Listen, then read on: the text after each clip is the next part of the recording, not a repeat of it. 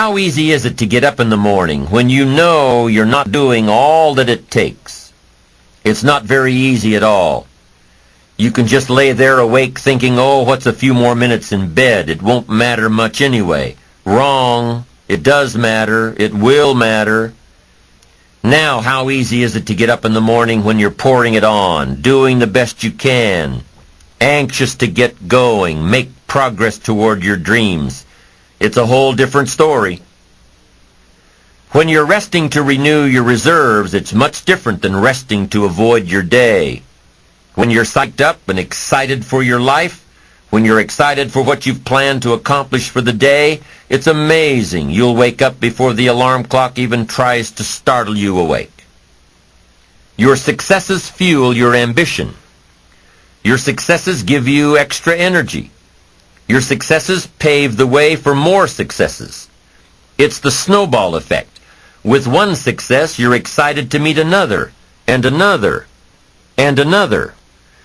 And pretty soon, the disciplines that were so difficult in the beginning, the disciplines that got you going, are now part of your philosophy. How do you know when you're successful? Do you have to be a millionaire? No. All we ask of you is that you earn all you possibly can. If you earn $10,000 a year and that's the best you can do, that's enough. God and everything else will see to it that you're okay. The key is to just do the best you can. If it's $10,000 a year, wonderful. If it's $100,000 a year, wonderful. If it's $1 million a year, wonderful. It doesn't matter $10,000 a year or $1 million a year. It doesn't matter as long as you've done the best you possibly can. Earn the most you possibly can. Be the most you possibly can. And here's why. The essence of life is growth. The essence of life is growth, to do the best you can.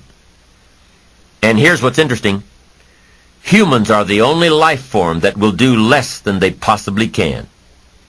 Humans are the only life form that will settle for less. Every other life form except human beings strive to its maximum capacity. How tall will a tree grow? Approximately. As tall as it possibly can. You never heard of a tree growing half as high as it could. No, trees don't grow half. Trees send their roots down as deep as possible, stretch their limbs up as high as possible, produce every leaf possible and every fruit possible. As a matter of fact, you never heard of a human physically growing half. We keep growing until we're done. Now that's a part of life we can't control. It's genetically coded. And that's probably why we keep growing till we're done. Because we can't control that part. It's the rest of our growing that we control. The growing of our minds, the expansion of our minds, that we can control. And that's what tends to get away from us. All life forms inherently strive to their max except human beings. Now, why wouldn't human beings strive to their maximum possibility? Here's why. Because we've been given the dignity of choice. It makes us different than alligators and trees and birds. The dignity of choice makes us different than all other life forms. And here's the choice.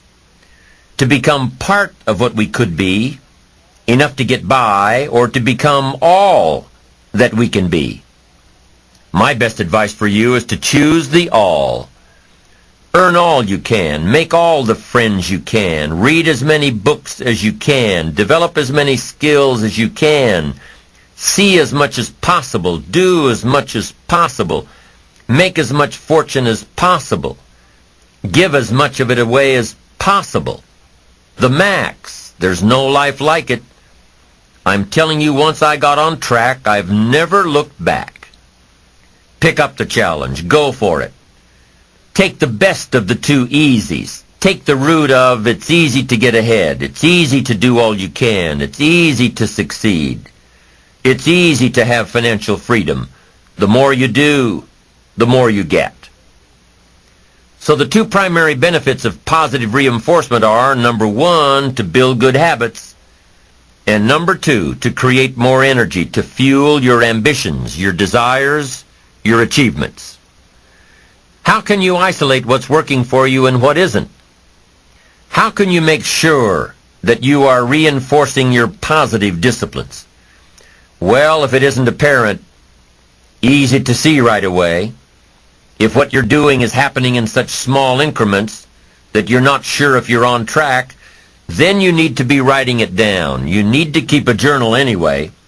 But if you really aren't sure that what you're doing is making measurable progress, you need to keep a written record. You need to write down everything that may be relevant in your day. What you did, who you saw, what you felt, how it may or may not affect you now and in the future. The best way to track your activities of the day is to write them down. The best way to track your activities of the week is to write them down. The best way to analyze your progress through the year is to have written it down. Why? So you can look back on it. Because by keeping a written record of your life, you will be more accountable. By putting into writing the action steps that you have planned, you will easily see what works and what doesn't.